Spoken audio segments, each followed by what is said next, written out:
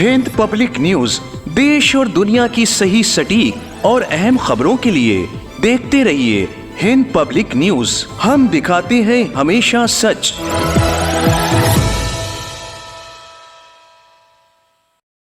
उत्तर प्रदेश के पूर्व मुख्यमंत्री अखिलेश यादव लखनऊ में एक अफ्तार पार्टी में शिरकत के लिए पहुंचे, जहां सभी धर्मों के लोगों ने मिलकर हिंदुस्तान की गंगा जमनी तहजीब के तहत रोज़ा अफ्तार किया और आपसी भाईचारे और मोहब्बत व खुलूस का मुजाहिरा किया।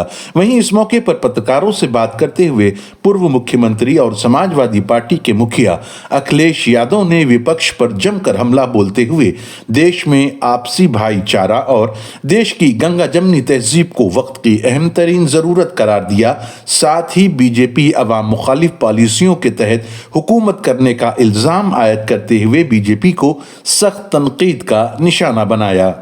दुनिया में कम देश होंगे जहाँ पर इतने धर्म, इतनी जाति के लोग एक साथ रह रहे हों। स्वामी विवेकानंद जी को जब आप इतना मानते हैं तो उन्होंने जो शिकागो में भाषण दिया था, जो सभी धर्मों के लोगों के बीच में जब कहा उन्होंने कि हम उस धर्म से, उस देश से आते हैं जो यूनिवर्सल एक्सेप्टेंस है, जहाँ पर हर धर्म की, जो हमें धर्म टॉलरेंस सिखाता है।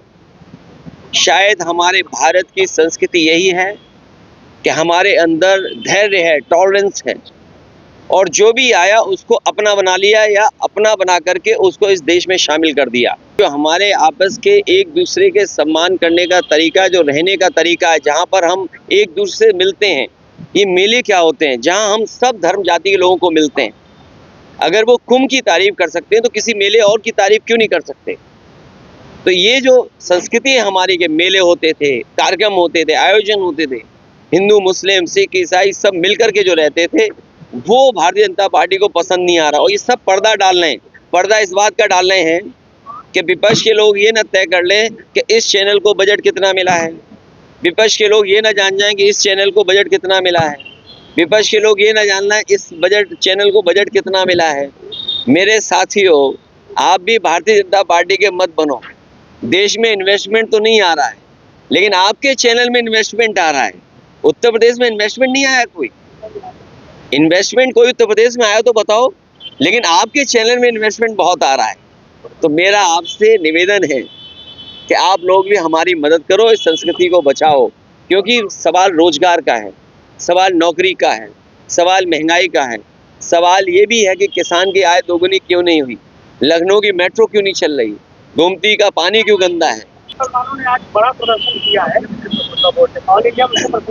देखिए, आप लोग कुछ पहले भी मोड़िए बात को, और आपको याद होगा यही भारतीय जनता पार्टी है जिसने एंग्लो इंडियंस का जो कोटा था लोकसभा और विधानसभा को खत्म कर दिया। एंग्लो इंडियंस का आरक्षण था, रिजर्वेशन था, सीटें थी, वो खत्म कर दिया। काले कानून लाए थे, ये किसानों की जान चली गई, अंततः इन्हें काले कानून वापस लेने पड़े। अभी कुछ दिन पहले उत्तर प्रदेश से ही हिस्सा बना है उत्तराखंड। हम और आप, और खासकर आप में से जो लोग हैं, एक दो लोगों को छोड़ करके कोई उत्तराखंड में जमीन नहीं ले सकता है। अगर कोई जमीन लेगा तो बता दो हमें। और फिर नोटबंदी में जान चली गई। नोटबंदी के बाद बताओ भ्रष्टाचार बढ़ा के कम नहीं है। आप नहीं जानते भ्रष्टाचार आपके विभाग में कितना है। आपके विभाग में खुद है, और आपके ही साथी कोई ना कोई बताता है कि आपके विभाग में भी भ्रष्टाचार है। और भ्रष्टाचार का तो ऐसा है, और जाने जा रही हैं। आप बताइए कौन किस पे आरोप लगा रहा है। एक अधिकारी आरोप लगा रहा अधिकारी पर, कार्रवाई किस पे हो रही है। एक बच्ची का अभी बलात्कार हो गया, अभी एक प्रोफेसर पकड़े गए, तो न जाने होली पे कितनी हत्या हुई हैं। डीएसपी का घर जल गया। आप संभल पूछ रहे हो, मैं आपसे कहता हूँ, आप बरेली का क्यों नहीं पूछते हो कि डीएसपी का घर जला दिया, सरकारी गाड़ी जला दी। मैं चाहूंगा वो सवाल आप पूछो, उसका जवाब मैं दूं। सर, डीएसपी का नहीं, आप सवाल करिए। नहीं, ऐसे नहीं, बात ऐसे नहीं बनेगी। आप मुझे सवाल करिए कि क्या बरेली में एक डीएसपी का घर जला दिया, पूछिए। नहीं, आप पूछिए ना एक बार। नहीं, बरेली में नहीं, बरेली में डीएसपी का जो घर जला दिया, आप सवाल करिए ना। नहीं नहीं ना, सवाल करिए, ऐसे बात नहीं बनेगी, यही तो वजह है। सर नहीं नहीं नहीं नहीं नहीं, अच्छा दूसरा सवाल, आप दूसरा सवाल करिए कि शाहजहांपुर में दौड़ा दौड़ा करके पुलिस पीटी गई, पूछिए, सवाल करिए। आप कहिए कि पुलिस ने उन्नाव में एक नौजवान की जान ले ली, लखीमपुर में, सीतापुर में आपका ही साथी, पत्रकार साथी मार दिया गया, गोली मार दी गई, कितनी घटना हम बताएं। अरे आप सवाल ही नहीं पूछ रहे हो। अच्छा ये डीएसपी वाला सवाल पूछ लें दो इन्हें। ऐसा है, एक सवाल ये पूछिए आप कि डीएसपी का घर क्यों जला दिया, हम जवाब देते हैं। डीएसपी का घर इसलिए जला दिया क्योंकि यहाँ कानून व्यवस्था जीरो है, हर आदमी लेके घूम रहा है कुछ न कुछ सामान, कोई किसी की भी जान ले सकता है।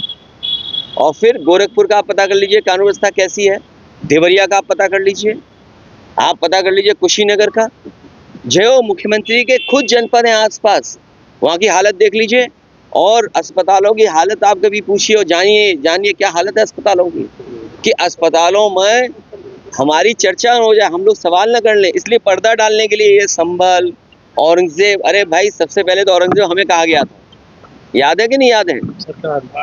और मैं आपसे कहता हूँ, और मुख्यमंत्री जी ने भी एक दिन कहा था कि मैंने तलवार, अरे भाई सोने की तलवार किसी ने गिफ्ट दी थी मुझे, इतनी छोटी, क्यों नहीं देते हैं सोने की गिफ्ट। तो जो एडिटर थे, आप पूछना उन एडिटर से, मैंने एडिटर से बुलाया, मैंने पूछा कि भाई तुम्हें किसने कहा था लिखने के लिए, और मैंने कहा स्पीकर ऑन कर लो, और जब स्पीकर ऑन किया तो पता लगा कि हाँ इशारा हुआ था दिल्ली से लिखने के लिए न्यूज़, कि हमारा औरंगजेब नाम लिखा जाए दिल्ली में। तब मैंने बुलाया उस आदमी को जिसने लिखा था, उसने गलती स्वीकार की मुझसे कि मुझसे गलती हो गई। मुझे टाइम्स ऑफ इंडिया के अखबार के एडिटर और उनके बहुत बड़े दिल्ली के जर्नलिस्ट, उन्होंने लिखा था और कुछ पैसा लेकर के लिखा था। और बताएं आपको अगर जानना और बताओ और बता दें।